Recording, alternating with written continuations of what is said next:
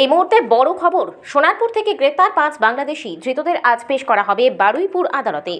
গোপন সূত্রে খবর পেয়ে সোনারপুর থানার পুলিশ বৈকুণ্ঠপুর এলাকা থেকে তাদের গ্রেপ্তার করে। ভোরে তাদের গ্রেপ্তার করা হয়। কিভাবে ও কী কারণে তারা এখানে এসেছিল তা খতিয়ে দেখছে পুলিশ।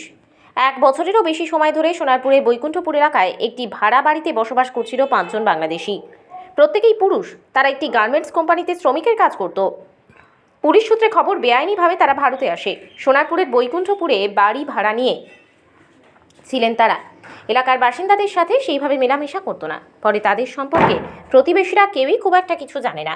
তবে যে বাড়িতে থাকতো সেই বাড়ির মালিক পলাতক। তার সন্ধানে তল্লাশি চালাচ্ছে পুলিশ। বছর ধরে এখানে আছে।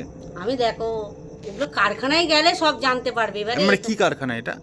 এটা আগে গেঞ্জি কারখানা ছিল, কিন্তু এখন তো সব তো মানে মানে বন্ধ হয়ে গেছে অনেক দিন।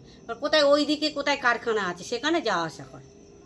আচ্ছা, এছাড়া মানে এরা এখানে থাকতো? হ্যাঁ, এইখানটা এসে রাতে দেখি থাকতো, সকালে যেত আবার রাতে এসে থাকতো। মানে আপনারা তো প্রতিবেশী, কত বছর ধরে দেখছেন? হ্যাঁ, দেখছি 4-5 বছর ধরে আসা যাওয়া করছে। এটাই হচ্ছে, মানে আপনারা জানতেন ওরা বাংলাদেশের লোকজন?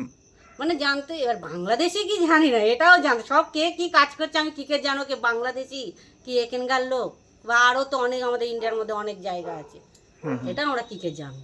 পুলিশ এসেছিল এখানে? হ্যাঁ, পুলিশ এসে তো দেখলাম তো সব নিয়ে গেল। সবাইকে নিয়ে? কজনকে নিয়ে গেছে সেটা আমি দেখিনি, সবাই বলছি নিয়ে গেছে বলবো।